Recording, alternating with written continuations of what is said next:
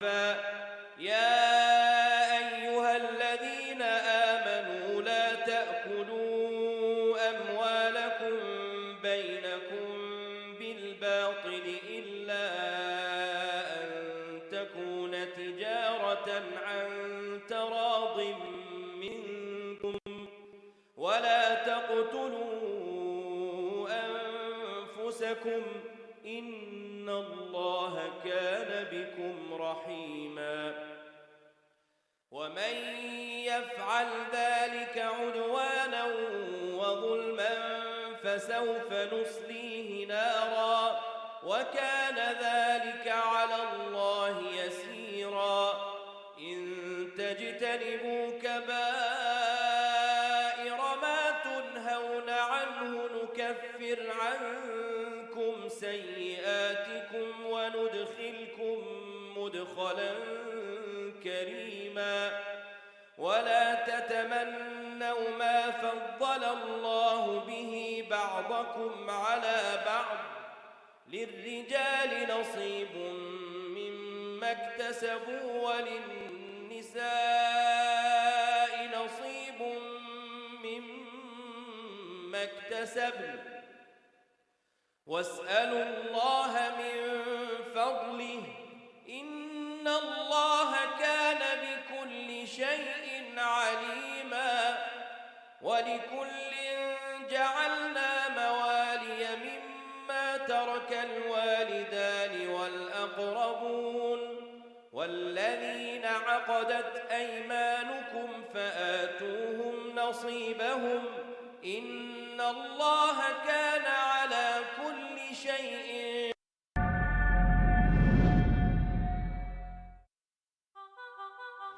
Jiddu, I need to tell you a secret.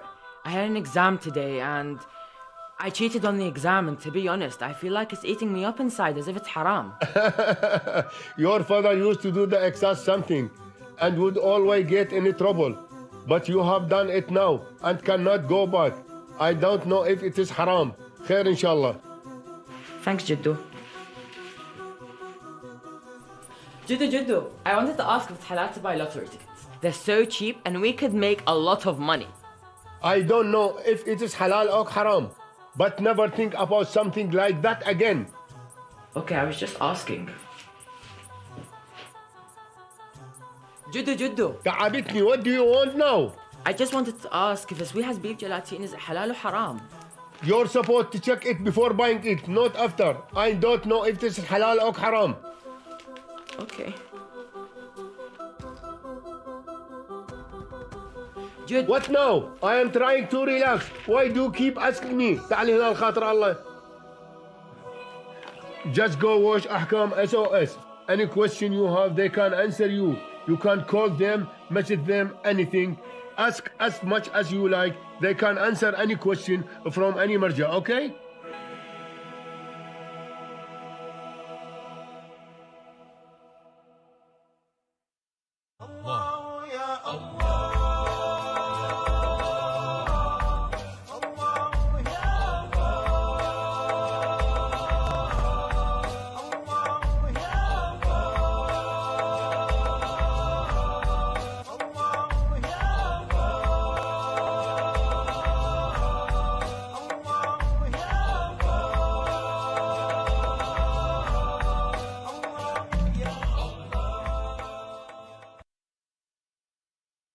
Assalamu alaikum wa rahmatullah wa barakatuh, and welcome to Ahkam SOS, the show that discusses Islamic duties and practices.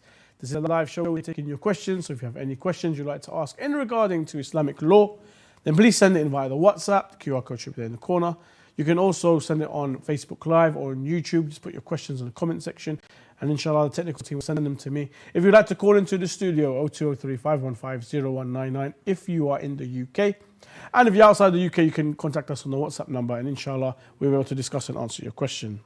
Now, before we begin, we would like to send our condolences to the Imam of our time and also the Muslim Ummah on the narration of the death, the tragic martyrdom and murder, assault on Fatima Zahra salamu alayha.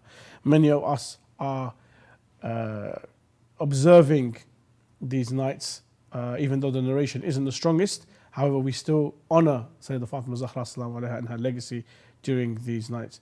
Inshallah, to discuss more is Sheikh Ali Ma'ar. Assalamu alaikum, Sheikhna. وعليكم السلام ورحمة الله وعظم الله أجوركم وأجورنا. أعظم الله أجوركم وأجورنا. Sheikhna, Sayyidah Fatima Zahra Salamu Alaiha, very, very important figure, the mother of the Imams. How do we, what can we say in regards to Sayyidah Fatima Zahra Salamu Alaiha? And what would you like to tell the viewers in regards to this narration? Some say it's a weak narration, and that's fine, but commemorating the weak narrations as well as the strong ones.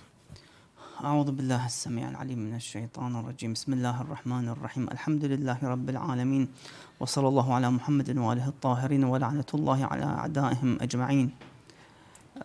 In terms of the narration, the second narration in which we commemorate many of the ulama in Qom, Najaf, even I've got a friend who came from Najaf this week, as the holy city of Najaf, the house of Najaf, they actually closed for the whole week to commemorate the second narration of the Fatimiyya alayhi salam. So the ulama, the maraji', the respected scholars and khutaba and reciters would commemorate this occasion. They would stop all the activities in Hawza to commemorate this occasion. And why not? Fatima is the best of the women of the world. Sayyidat Nisa al-Alamin salamullah alayha. Yes. So although we don't have the exact, let's say, date like Ashura as we have the exact date of martyrdom, but that wouldn't basically would stop us not to commemorate her martyrdom for more than one or two narrations. Rahimallah man ahya amrana. May Allah have mercy upon the one or those who would revive our matter. And this is for dhikr of Ahlul Bayt alayhi salam. Wouldn't harm at all. Rather, he would bring more blessings to the one and his family members or friends who commemorate this tragic event of her shahada. Second or third narration, as you mentioned. Anyhow. So, yes, Fatima salamullahi alayha, as mentioned in the famous hadith narrated by the Shia and the non-Shia, I think it's in Bukhari as well, that إن الله لا يرضى لرضى فاطمة ويغضب لغضبها. Allah would be angry if Fatima gets angry, and He would be pleased if she gets pleased. So the barometer or the let's say that the measurement is to do with Fatima, is in her side. If she gets angry, then Allah will get angry. And of course, those who oppressed her on her doorstep are very well known. They call themselves, the Khalifah of Rasulullah, sallallahu alaihi wasallam, unjustly and without any justification. That they usurped this Khilafah from Ali alayhi salam, salamullah alayhi, just after 70 days or 80 days from the Ghadir Khum, in which the Holy Prophet sallallahu alaihi wasallam assigned and appointed Ali alayhi salam as his vicegerent and Khalifa. So it's a great and calamity over Ahlul Bayt alayhi salam. And of course, the aftermath of this great shahada, the great misery and musibah, we still can see today all the miseries and the masaib that pours on the Muslim nation is because of that incident and the aftermath of usurping the Khilafah from Ahlul Bayt alayhi salam. Because the famous hadith mentioned in the books of Shia and the non-Shia and the Sahih al-Muslimin, in the 6 Sahih, you'll find this hadith that the Holy Prophet left 2 weighty things, Kitabullah and Wa'itrati and his family. He left 2 weighty things to follow. The book of Allah Azza wa Jal and his progeny. He didn't leave them just to love them and that's it. No, he left them as he left the Quran. It means he left hujjah, 2 hujjah and sources to follow. The book of Allah Azza wa Jal as a hujjah, as a proof. You take your aqidah, your belief, your ahkam, everything from the holy book, and his progeny, which interpret this holy book's statements and would implement the sunnah of the Prophet sallallahu alaihi wasallam. Not anybody else has the right to say, I'm Khalifat Rasulullah sallallahu alaihi wasallam, without being appointed by the Holy Prophet sallallahu alaihi wasallam. Just a quick reminder to our viewers that this is a live show and we do take in your questions. If you have a question on any topic, you may have a question on traveling, you may have a question on business, you may have a question on finances and transactions, you may have a question on studying, education, migrating to another country. So many questions in regards to Islamic law. Any question, we don't need to know your name, we don't need to know where you're asking from, totally anonymous. Ask us any question in regards to Islamic law. We have, many maraja that we have access to, so you can even mention the maraja's name and inshallah we'll be able to get your answers. Contact us on the WhatsApp number there below. Just scan the QR code, it'll take you straight to the WhatsApp page and you can ask your question there. Or if you're watching on Facebook Live or you're watching on YouTube, put your questions in the comment section. The technical team will send them to me. If you want to call in 0203 515 0199, or if you're outside the UK, call the WhatsApp number and you'll get through. Sheikh, we had some questions last week we didn't manage to answer. Inshallah, we're going to do them now. From WhatsApp, can you tell me what the actual use for mut'ah? I've heard it was used and abused by other people. You see, in every aspect of religion can be abused. Even today, nowadays, in this day and age, the divorce has been abused. Okay. And the rate of divorce has been going very high in the Muslim nation. Within the Muslim with families. everyone, but yeah. So people are abusing divorce.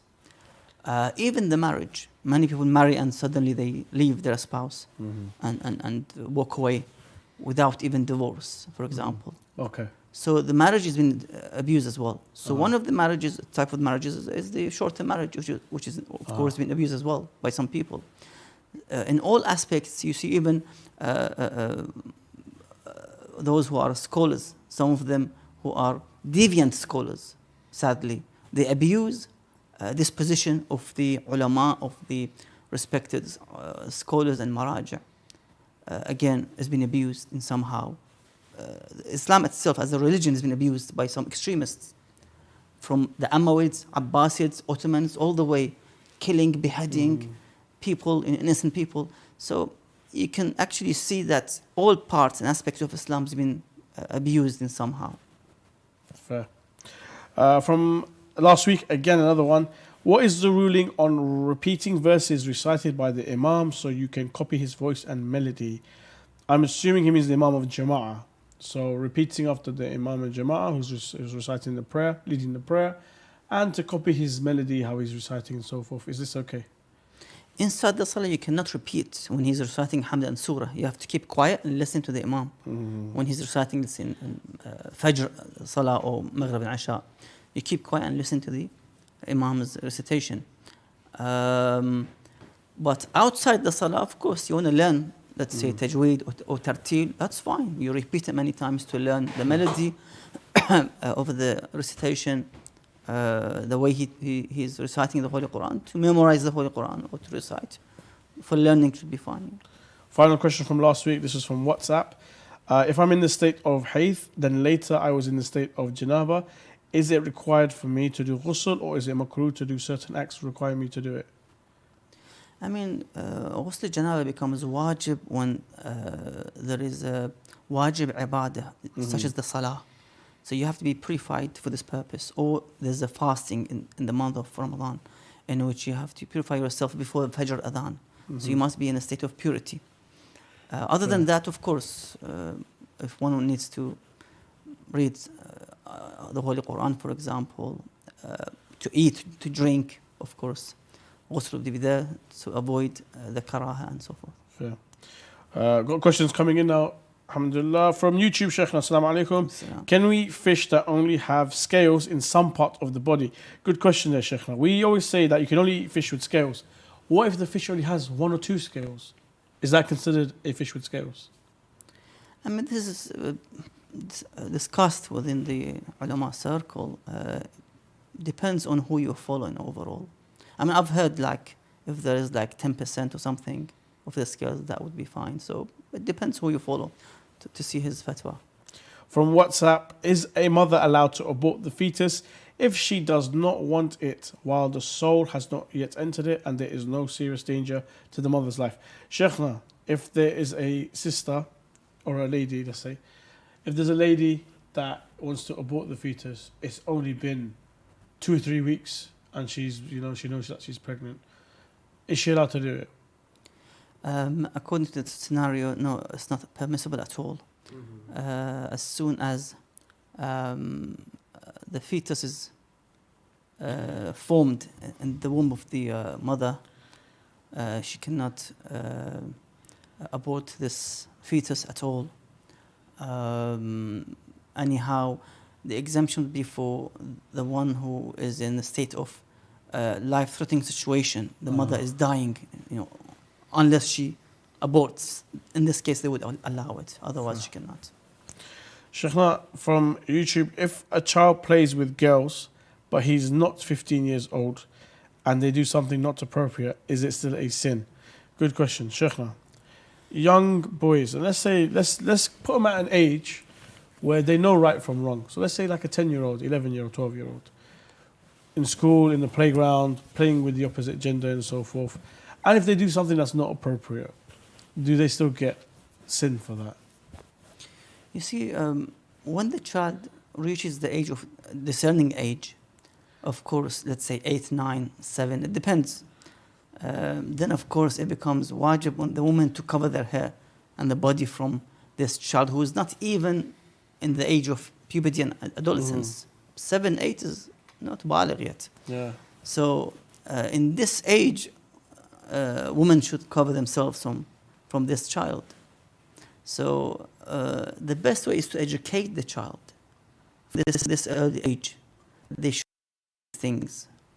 That's why we have the famous narration, the 7-7-7 narration. Okay. That 7 years. Play with him for 7 years. The master. And then 7 years the slave. 7 teach years him the and friend. then be a friend, exactly. So we try to educate them from the early ages that this is haram, this is wajib, and so forth. Slowly teach the girls hijab from early age, for example. Encourage them with gifts and so forth. Thank you. Try to, in somehow, plant the love of religion, the love of obedience to Allah Azza wa Jalla, the love of faith and taqwa. Then, of course, you won't see these things eventually in this very crucial age of nearing the bulugh and adolescence. Thank you, Sheikhna. I do apologise, a bit of dust in there, making me sneeze. Sheikhna, from YouTube, can I buy a support dog? I'm not sure what a support dog is, Sheikhna. Either it's a dog for blind people, or, if you're disabled and you have a dog to help you, move things around. For example, you can't get up and pick up the post, so the dog will bring the post to you and things like that. Or if it's a dog that, let's say, sometimes you can get dogs who are blind, dogs who have 3 legs, they can't really survive on their own. So you are there to support the dog and, help feed it and look after it and so forth. So are we allowed to buy those dogs? The ulama mentioned in their books that the types of dogs allowed to be purchased and used is the dog of security. If you have a garden or a land, let's say you want to protect your place of that protects your garden, for example, or the hunting dog, for example, or the dogs used by the shepherds, for example, or the farmers. These types, they would allow it because anyhow, the shar'an, the dog is inherently najis, ayn al-najasa. So to buy and sell najasa is not an acceptable and eligible transaction, unless there's a benefit for it. So it depends really. If this comes under that category as well, then things would be different, of course. From WhatsApp, Assalamu alaikum, Sheikhna. The people residing in Europe are of different faiths, nationalities and religions. And when we buy moist or wet food items, the shopkeeper may touch it with his hand. Since we do not know his religion, can we consider that food as pure? The places depends on the place you live. Majority Muslims or non-Muslims. The actual hukum shara is, everything is tahir. كل شيء لك طاهر. Unless you're certain it's najis. So it depends where you live, if it's majority Muslims or majority non-Muslims. Fair. From WhatsApp, is it permissible to take interest from unbelievers, especially for those who live in a non-Muslim country? taking interest from non-believers is allowed, of course. Yeah, the ulama would allow it. Yes. Wow, I thought it was not allowed. In terms of receiving the interest when you have money inside your account, giving is the issue. Okay. That's why they discuss. Ulama discuss. Can we give interest unless one is in a compelled situation? That's why when you buy your first mortgage house, which is on interest, you can buy it because it's what you need. Compelled. You're compelled. Yeah. But for the second house, there's a problem, ishkal. Because the second house is an investment, and it's not for your own use, in which you need. So they would discuss the issue of the second house is an ishkal. You cannot buy. But receiving from non-Muslims, it is allowed, yes. Okay. Oh, to receive? To receive. I think the question was to charge non-believers interest. So if I give a non-believer a loan and then I want to charge interest on it, am I allowed to do that? I mean, if you want to take riba, that's a different mas'ala. You want to give somebody £1,000 and to receive back £1,200, that's riba. Yeah. That's riba. Am I allowed to do that? I haven't seen anything with regards to non-believers, I mean, in terms of difference. Okay. That we are allowed to receive from non-believers. My own transaction to pay him and get back. Riba is riba.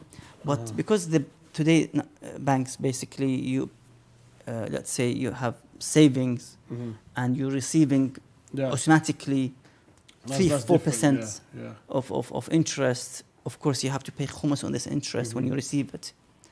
Ahkam are different with this regard. From YouTube, can I sell my car to someone without telling them the issues? So Sheikh, if I was to let's make this more general. I'm selling my car, and I'll put on the advert, sold as seen. You come, I let you drive the car, test it, and then then you can decide whether you want to purchase it or not. But I don't mention the faults or anything. Like, this is wrong with it, that's wrong with it. You're going to need to change the tires, the threads going, or this or that, or whatever. So you look at the car, you drive it, you test drive it yourself. You like it, you buy it. You don't, say no, it's no problem. Is that okay? As you mentioned, selling as seen. So this is the car. It's a, let's say, 14 years old car. It's an old car, definitely. Yes. There should be some faults. You buy it as you see it. You can test it, bring in mechanics to check it. So you sell it as it is. From YouTube, hi, is the YouTube live chat the only option for sending questions? Hello. No, you can do WhatsApp. The QR code is in the corner. You can scan that. If you're watching on YouTube, the easiest method is to put it in the comment section. Or you can give us a call, 0203 515 0199, or call the WhatsApp number. We're more than happy to have your question, inshallah. Thank you for watching. From YouTube, are card games, not blackjack, poker, or anything like that, but games that are usually played without betting and simply for fun, permissible to play without betting according to Ayatollah Sistani? Okay, Sheikh, I think they're asking... Right, let's try this again. I'm not sure if they're saying, can we play the card games like poker and blackjack but without betting? Or are they saying, can we play card games in general? So I want to read it again. Are card games, not blackjack, poker, or anything like this, but games that are usually played without betting and simply for fun, permissible to play without betting according to Ayatollah Sistani? Okay, so something like Snap is played. By the way, it's played with cards that are used in the casinos and so forth. But it's a game that's nothing to do with gambling or betting. According to His Eminence Ayatollah Sistani, are we allowed to play with these card games? You see, the card games which are originally made for gambling purpose and betting games, these are the forbidden ones. So you have to see if this type of games are made originally for gambling, then of course it's forbidden. Okay. From WhatsApp, does the nisab level for khums apply to clothing, non-commodities? Further, okay, there's no question here. Does I mean, I understand. Nisab is for the zakat. nisab. Okay. But for the khumus is the surplus. I see. So you have to calculate at the end of the year how much money is left, unspent, unused, clothes, gifts, let's say, Yeah. unused, whatever is known to be as money gained, ma ghanimtum, through profits, through savings, you haven't used, you haven't paid khumus from last year, that amount needs to be khumsed. Shana, what about here? It says, furthermore, let's say, like I've got half my toothpaste there. Do I have to pay khums on that? If it's part of the ma'un, as they say, if you're expenditure, there's no need to pay for that. But sometimes you have Because there's loads of frozen, let's say, frozen chicken. Yeah. I used to see this a long time ago, that they used to wait the meat and chicken they had, because they keep them for a couple of months. Okay. So they wait it and they take out hummus on it. So only the ma'una, let's say, that finishes within a few days, that would be, has no hummus in it. But anything that stays for long term, unused, uneaten, for example, left over then. Fair. Yeah.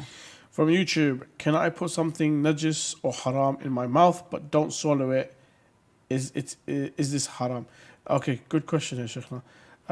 Something najis or haram in the mouth but I don't swallow it. Let's say I've got a cut and maybe the blood is dirty or infected or something, and I was to suck some of it out and spit it out. Is that okay? Is that halal or no? I'm not allowed to put anything najis in my mouth. What is forbidden is to swallow and eat something najis or impure or mutanajis as a result. Fair. From YouTube, can women doctors see me if the next doctor is not available till the next appointment? I'm assuming this is a male Sheikhna. He's gone for an appointment and then he's seen the doctor, and then they're saying that, okay, the doctor's not available.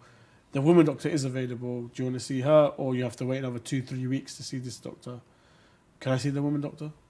What usually the ulama say that initially you have to go to the same gender doctor. That's number one. Number two, if you couldn't find same gender doctor who is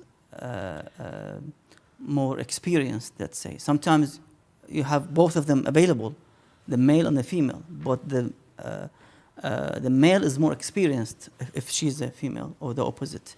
So then you can go to the most experienced, because you don't want to go to somebody who has less knowledge in this field, and go somebody else who has more knowledge and experience in this field. But as I've said, originally you have to go to the same gender doctor, unless there's a need for the opposite gender who has more experience, profession in this field, with the absence, let's say, of the other gender. Okay, Sheikh, next question. Okay, in regards to the question about the cards, is it allowed to sit at a table where such games are played? So can I sit at a table where cards are being played?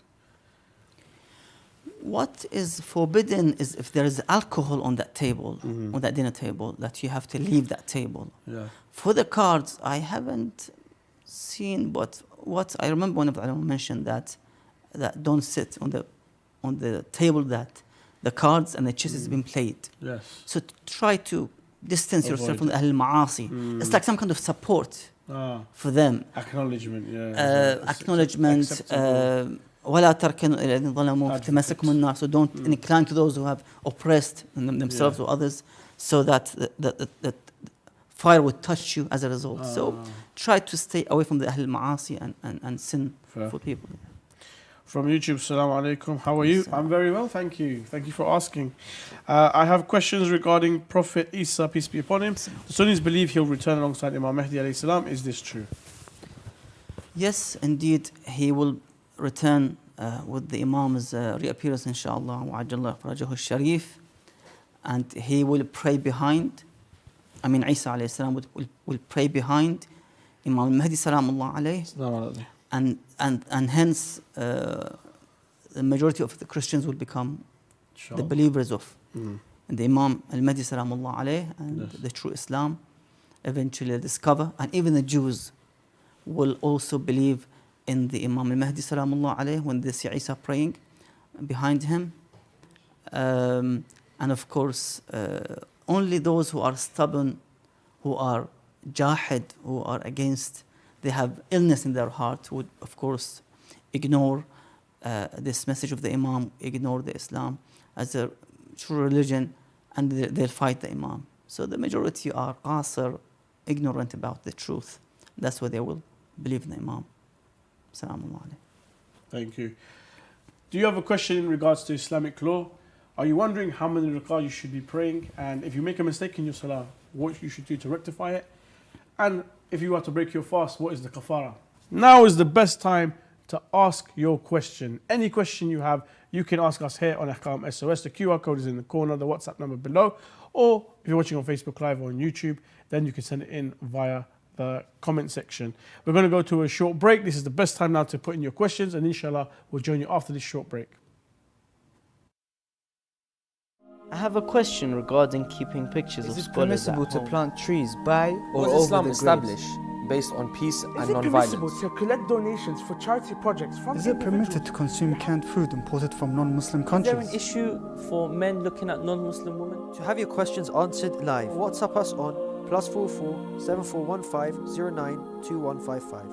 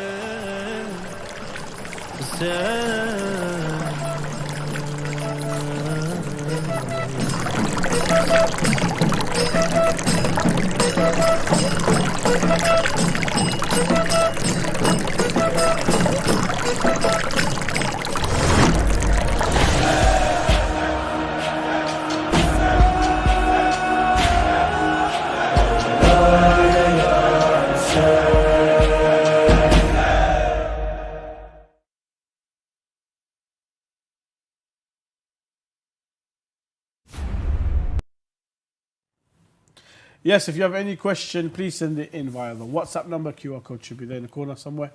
And the phone number at the bottom. If you're watching on Facebook Live or YouTube, put it in the comment section, and inshallah, technical team will send it to me here on my lovely WhatsApp page. If you'd like to call in 02035150 or call the WhatsApp number if you are outside of the UK. Assalamu alaikum, Sheikhna. Assalamu alaikum. Sheikhna from WhatsApp, assalamu alaikum, both of you and the team. Alaikum salam, it's always nice when people acknowledge me. My question is, why surrogacy is not allowed in our religion? Now, Sheikhna, surrogacy is when you take an egg from, let's say, the wife, the sperm from the husband, and they'll infuse the two in an environment. This is done like in a lab. They'll infuse the two and get it fertilized. Once the egg is fertilized, they'll put it in what we call like a host. They'll put it in the womb of a host, and that could be anyone that's compatible with blood types and stuff like that. And she will, for 9 months, carry the baby and everything, and deliver the baby, and return it back to the couple. Apparently, this is not allowed in Islam. And why is this not allowed in Islam? Bismillah ar-Rahman ar-Rahim. Well, the sperm of a man who has no religious relationship as a marriage, the woman cannot go in her womb if there's no nikah contract. Okay. She's a stranger. She cannot carry other men's sperm in her womb unless there's a nikah contract, be it a short term or a long term. So technically, you could do mut'ah with the surrogacy lady, the host, and then it'll be okay? That's what I said. It has to go through a marriage. Fair. Without the marriage, you cannot place this sperm inside the womb of a lady who is not related to you in marriage. She's a non-mahram, a strange woman. She cannot hold and preserve your sperm because there's no marriage. Another question here from WhatsApp. Someone sent me a message from Agha Sistani that, according to him, it is not compulsory to answer the salam of the person who sent it as a message or on social media, like WhatsApp or any other social media platform. Is it an authentic thing? Thank you so much. The wajib salam is when said, let's say live, So if somebody comes inside this room and says Assalamu alaikum, it's wajib for me to respond. Even in the salah, I'm reciting the Surah Al-Hamd and somebody says Assalamu alaikum, nobody's in the room, I have to pause the salah, say Assalamu alaikum and continue with my recitation of the surah and the salah. From YouTube, Assalamu alaikum, Sheikhna. Can I have a relationship with my divorced teacher? Well, she's going to have to like you first, but Sheikhna, can I have a relationship with my divorced teacher? Any relationship outside the marriage boundary is a problem, ishkal shar'i. So it has to be through either short-term marriage or long-term marriage. This is how things can be done in the Shia. I think also most schools have a policy that teachers are not allowed to have any relationship, any personal relationship with their students. So you're going to find that one a bit difficult. From YouTube, can I pay khums to my local mokib? You need to get the permission from the Hakim Shira, your marja, or his rep. You can call the office of the Maraja and ask for ijaza. They could give you maybe half of the khumus, let's say Sahm al-Imam, for example, to be paid to the majalis and so forth. But you need to speak to the marja or his rep, wherever you are. From WhatsApp, is it permissible to engage in network marketing or work in pyramid companies? I can't really explain, how these companies work, because I don't have that knowledge about how these businesses work. But in overall, if the transaction is a valid transaction, there's a product being sold and money being given, even if it's online, you transfer money through an account and then you receive the product next day, for example, or the week after, whenever is to be exchanged, and it's a valid transaction, it's allowed. Otherwise, one should look into the details about the transaction. Personally, I'll say that with network marketing is always good. You should go out there and meet people in your field.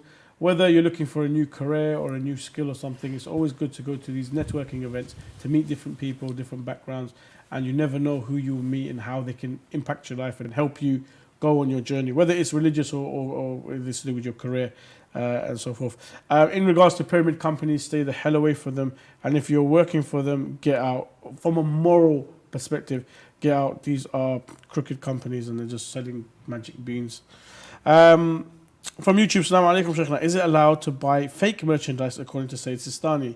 Sheikhna, you must have seen, we're from northwest London and this is very famous. The Wembley Market used to have so many items, trainers or t-shirts or clothes that will have famous brand names, but they were not original. And they were selling cheaper as well.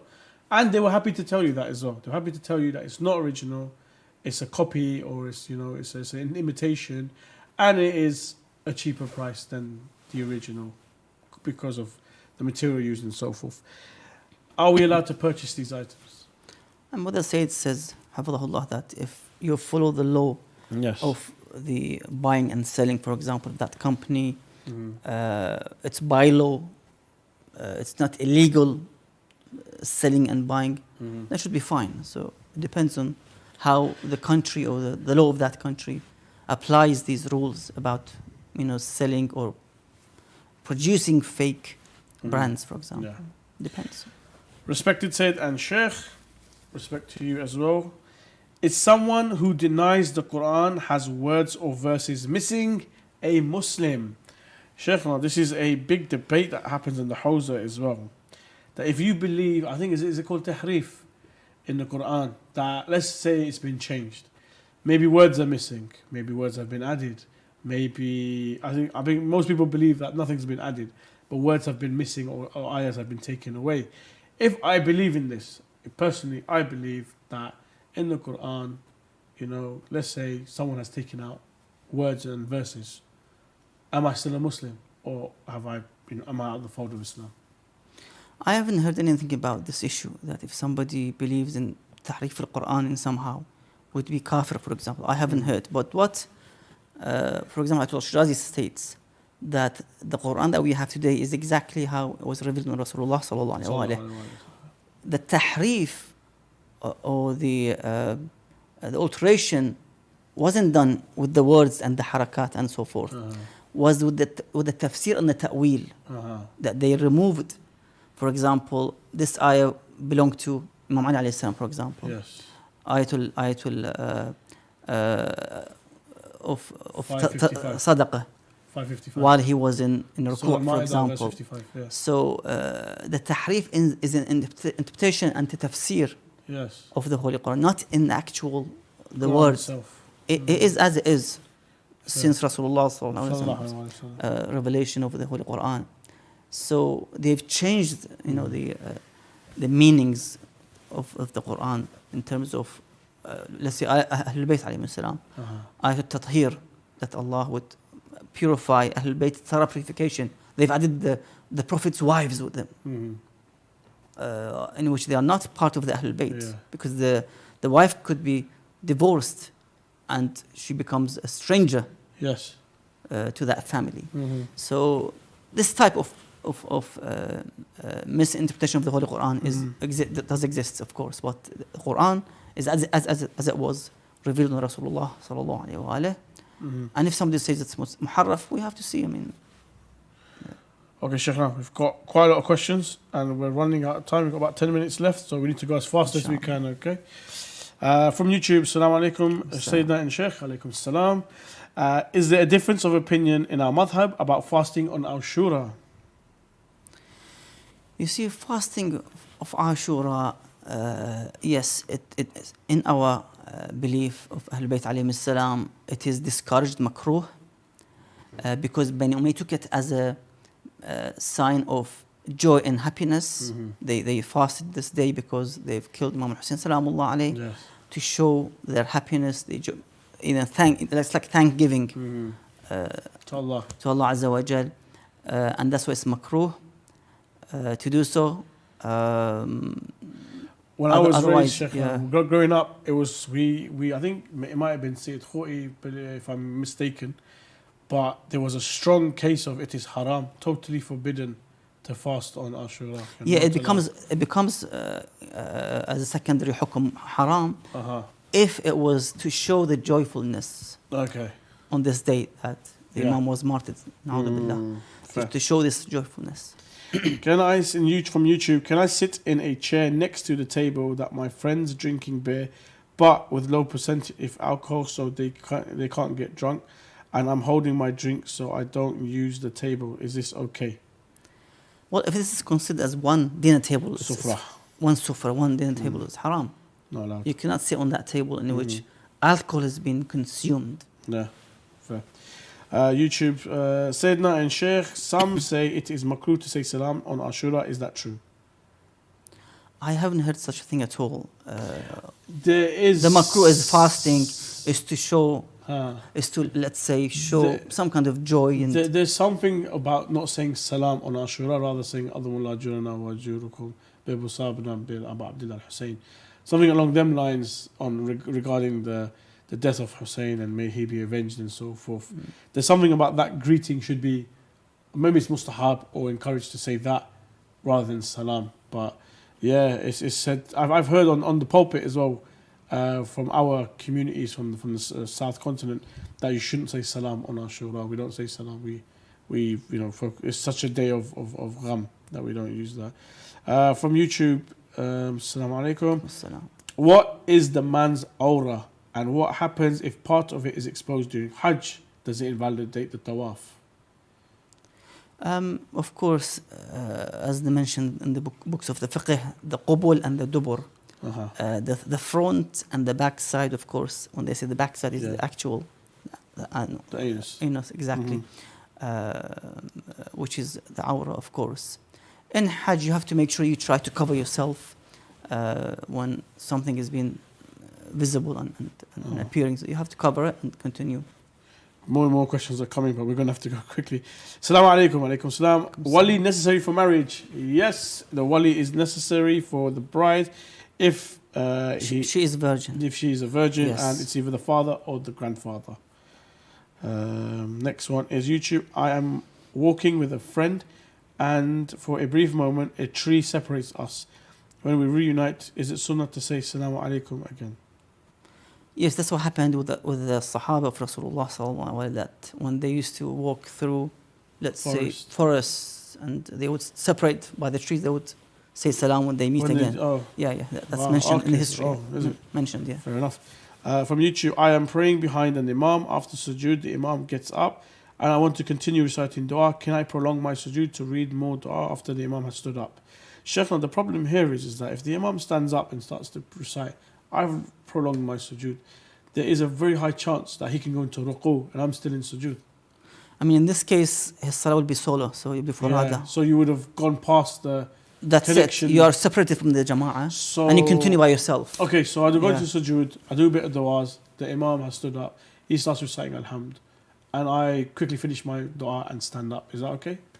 Yeah, if you catch with the imams. So if you catch him while he's standing. Exactly, yeah. That's fine. But if he goes to the ruku' or sujood, then you've missed it. So you're by yourself, mate. Exactly. Sorry. Yeah. From YouTube, why is the Prophet ﷺ so beloved to Allah subhanahu wa ta'ala?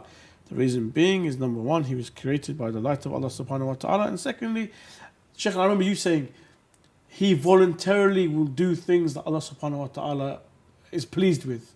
And he'd be the first to do it. Anything that would please Allah subhanahu wa ta'ala without no influence, the Prophet Muhammad sallallahu alaihi wasallam would do it, the first to do it, the first to raise his hand, the first to go in and perform these acts to please Allah subhanahu wa ta'ala for the purpose of pleasing Allah subhanahu wa ta'ala. And I guess that is why he's the most beloved. True? Exactly, as you said. I mean, the Holy Prophet sallallahu alaihi wasallam, he ticked all the boxes Allah wanted. And this is not that Allah subhanahu wa ta'ala made him like this. This is the character of Rasulullah sallallahu alaihi wasallam. And then Allah Azza wa Jal will purify him thorough purification. Him and his holy progeny as a result. When he ticked all the boxes and his progeny, of course Allah purified him and he added more blessings on him. Sallallahu alaihi wa. So technically, if we were to do the same, Sheikh, can we get more blessings and more barakah and more? Of course, the mu'min has, of course, we can't reach to that position of the Prophet and his pure family, but we can raise ourselves. And we have the examples of Salman al-Farisi, Abu Dharr al-Ghafari, Ammar bin Yasir, others in, lots of, Malik al-Ashtar, Muhammad ibn Abi Bakr. We can work to that stage and to that phase. Okay, Sheikhna, we've got 3 minutes and we've got 4 questions. Inshallah. Let's go for it. Sometimes I hear the adhan from far away and I repeat it to get the reward. But what if I can barely hear it? Will I still get the reward for repeating after it? I guess you get the reward for reciting adhan wherever. You're saying dhikr. La ilaha illallah. You're saying the shahada. You're saying Allahu Akbar. Of course, definitely you get the reward, inshallah. From YouTube, I find myself feeling remorse over worldly sins more than Islamic sins, like missing a prayer. What should I do? Worldly sins and Islamic sins are sins, regardless if they're worldly or Islamic. But Sheikhna, someone who is more worried about certain sins, let's say they're more worried about that, they didn't fast, but they're not worried that they missed their salah. Any advice, anything you could say? I think the faith is the whole package. You cannot leave one and observe the other one. It's a full package. I am, let's say, a woman that I pray, I go to Hajj, I fast, I pay khumus, I pay zakat, but I'm not a hijabi woman. Or I put makeup when I go outside in the street. This is an incomplete faith. Faith is a complete package. Yes. You have to make sure that you have a complete package to get that great reward of Allah Azza wa Jal and His pleasure and acceptance. Inshallah.